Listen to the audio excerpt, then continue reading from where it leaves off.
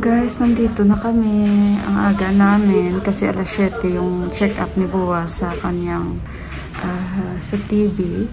So, dito na kami. Waiting area. Good morning naman. Ito naman siya. So, andun si Buwa. May mga kasama din si Buwa. So, bali yung pinapanood nila guys kung paano sila i-check. To cough. That is they do not speak. They are showing them on what they will do for the checkup, for the test. I mean. So guys, may katabi ako. Yan siya oh. Parehong problema kay Buwa. Dalawa sila papuntang Texas. Siya walang problema yung asawa niya. So guys, nandito na kami sa bahay. Nagluluto ako ngayon. Nakabili kami ng isda. Patayin ko lang yan kasi maingay yung aking background. So nagpapaksiw ako. Ayan. And magluluto ako ng fish curry. Nag-prepare na ako ng aking mga guys. So ayan oh. Sorry, yung mga hiniwa-hiwa ko. And bukas ulit. Bali, ang ang test niya, 3 days siya. Bali, bukas second day. So, same time din. And same test din yung gagawin sa kanila. So, hindi ko alam kung bakit ganun. And nagulat ako dahil yung result, makukuha lang siya after 2 months. So, kanina, meron kaming nakasabay, si Ama, and kasama niya yung kanyang asawa. Same ng case ni Buwa. So, mag-asawa, papunta sila ng Texas. And, ayun, nung nakuha na nila yung result ng kanilang x-ray, ang naging problema, same din kay Buwa, na may nakitaan din yung asawa niya na si Buwa na spot. So, sabi niya kanina sa amin ni Deepak, how come daw? Hindi daw siya makapaniwala dahil very healthy daw yung asawa niya. And sabi niya may ticket na rin kami kasi after ng tihar, babalik kami, kasama na yung anak ko. Kaya nga siya papunta na dito dahil susunduin kami. So sabi namin after tihar na lang, sunduin mo. Tapos ayan, nag-book na rin siya ng ticket. So na-surprise kami dahil almost same talaga sila ng case ni Buano kasi nagtanong din siya saan daw sa Amerika. So yun nga, sabi ni Kritok sa New York, tapos sila sa Texas daw sila.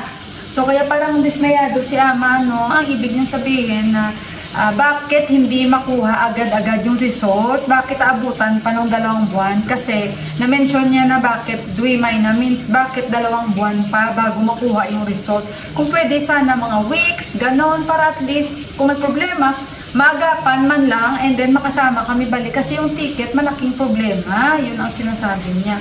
So, kaya nagulat din kami na almost same din yung problema. And napakaraming students, visa dun guys. Hindi ko ma-imagine kanina umaga sabi ko. So, it means lahat ito may mga spot sila sa x-ray. Sabi ko kay Johan at kay Deepak. Kasi ang dami talaga guys, ang dami talaga nila. Kasi ang mga nandun lang naman is yung magtitest na may nakitaan na may mga spot sila sa x-ray nila. So, 10:30 na dito. And ayun bukas ulit, tapos the next day ulit, ayan, tapos after 2 months pa, makukuha yung result, ayan. Guys, habang inantay ko yung aking niluluto, sana ba yan, may sasabihin ako sa inyo. So, alam nyo ba na si Buwa kasi may US visa pa siya and matagal pa yung expiry kasi 10 years yun, di ba guys? So, nagtanong lang ako sa aking brother-in-law. Since hindi ako aware, so aware yung brother-in-law ko, nagtanong lang ako kasi nga, tinignan ko yung pasaporte ni Buwa, yung expiry ng visa niya sa US is matagal pa. So sabi ko, hindi ba pwedeng si Buwa is sasama na lang siya sa inyo balik? Para hindi na lang ba mag-complicated yung sa ticket kasi na-book na ng brother-in-law ko. So kako lamang kung pwede na maisama siya balik, dyan na lang mag-process sa Amerika para mas mabilis kasi sa Nepal talaga matagal talaga guys at iba kasi ang sistema nila dito. Kasi dito guys matatagalan talaga. So sinagot ako ng brother-in-law ko, hindi na pwede kasi nag-apply na si Buwa ng immigrant. So aalis talaga siya ng Nepal as immigrant. Hindi na siya pwedeng umalis na maging turista lang siya kasi naka-record na yon and naka-process na siya. So, hindi pwede yun. So, sabi kong ganun. And yung ticket niya, kasi nga, wala ring choice guys. After 2 months pa ito makukuha. So, i-anuhin na lang nila, gawin na lang nila is either December or January.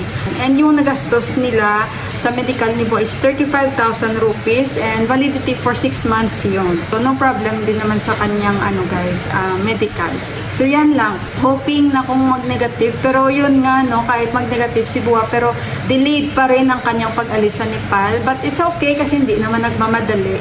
No problem yun.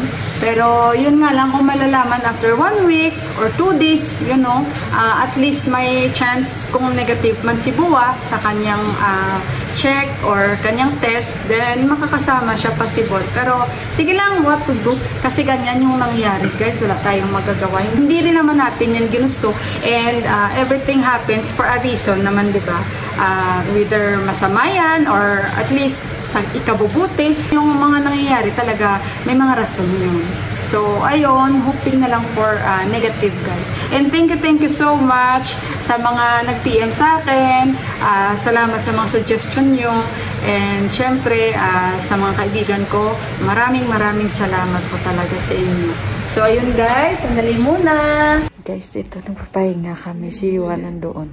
Sabi ko kay Deepak, alam mo ba, napanood ko sa Facebook yung nagre-read na mga cards, manghuhula. Tapos Sagittarius kasi ako. So sabi ko kay Deepak, gusto mo ba marinig ko ano yung sabi niya sa akin, yung kapalaran ko, October 18. Hindi naman ako dyan guys, no? Nag-i-scroll ako, yun ang lumabas. Sasabihin ko kay Deepak.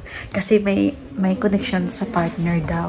Did you pull that one? My luck for October 18 about the partner. Your partner will have paano ba yun sabihin, guys? Yung may tukso ba? Your partner will have like a baby. No. How did you call this one? Like someone will try to get his attention, but he cannot avoid that one. Huh? This is tama ba yun, guys, ang English ko? This is what my tarot it says. How true that one? You have someone is trying to steal your heart from me that you cannot avoid. It says in my tarot. It's true or no? I don't know. Yeah, yan guys. Oh, I don't care daw. Yeah, guys, that is the one. Tapos pag chichismisan daw ako dahil sa pera. Wala man akong pera, guys. You know, and someone will make a gossip about me because of the money. We don't have money. Wala nga akong pera. Bakit pa nila ako pag-uusapan? Tapos, sabi pa niya, take care of your health. Wala, nag-iingat naman ako sa sarili ko. Tapos, basta yung about the money daw, guys. Tapos, I will become more rich. It says there, I will become more rich. And, no, tignan yung dalawa. Si Yuhan.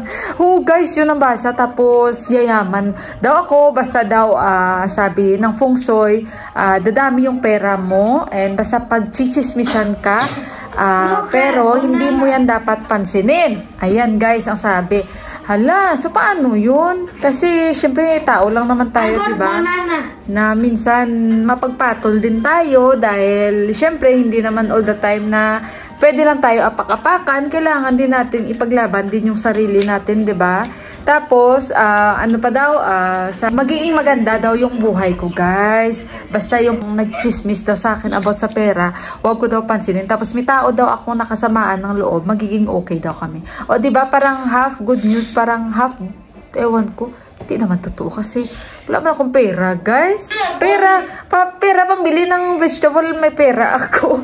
Pero yung pera na, tsaka hindi ko naman pinangarap na yayaman ako. Basta, good health, and syempre, lagi may takot sa mga na Panginoon, and paladasal daw ako, kaya mas magdasal pa daw ako, at ipagdasal ko daw yung mga taong nagchismis sa akin. Sino kaya yun? Kasi wala man ako mga kachismisan.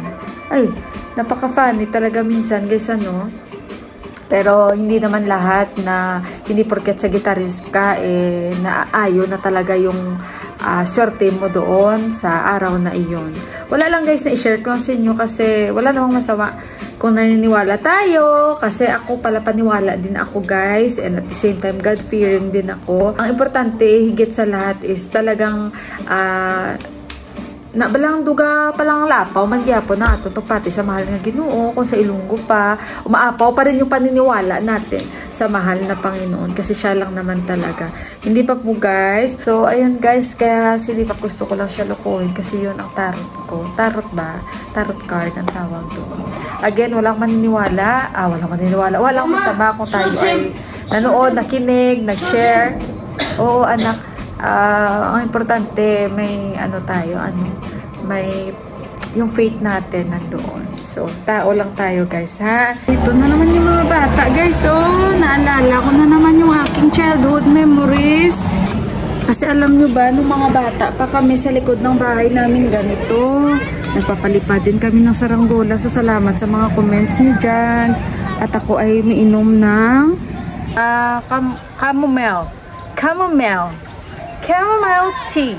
Sabi kasi ni isang tita ko, hindi yan chamomile. So, umiinom ako ng chamomile tea.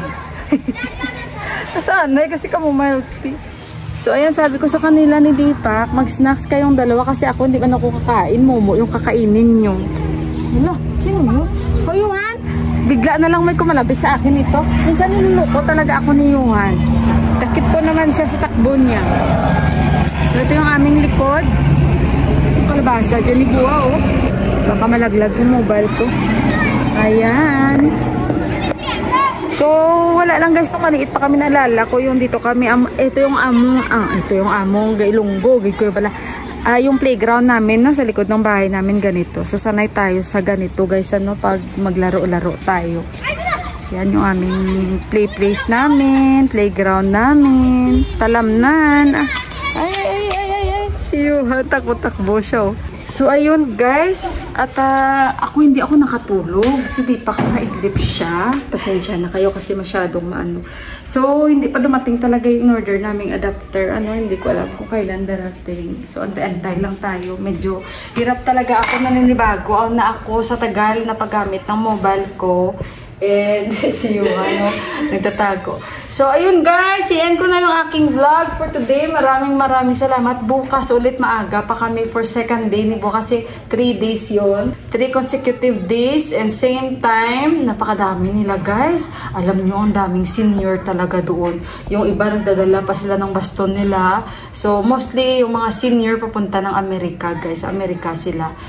Yung mga bata-bata, Canada, Australia, at saka konti lang sa US kasi naka-record doon, nakikita ko.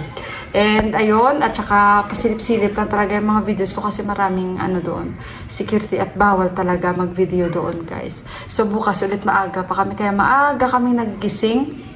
And ayun, i-end ko na yung vlog ko. Maraming salamat po sa inyong lahat. And sa mga comments nyo, salamat. May God bless us all. And I love you. Ingat kayong lahat and good night. Bye guys!